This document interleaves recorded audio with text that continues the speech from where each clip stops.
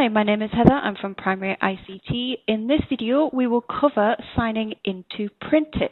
How to sign into Printix itself. Navigate down to the bottom right of your screen where the little arrow is just here. Please click on this and you will find a little icon that says TA. Right click on this icon and then please select Sign In. This will bring up your web browser, and as you can see, all you need to do is simply press Sign In. This is where you use your work email. In this case, we are using Google. Please be aware you may be asked to select your school from a list. You will then sign into your account, and then once you have signed into this, you should be presented with this green tick. Congratulations, you are fully signed into Printix and you are good to go.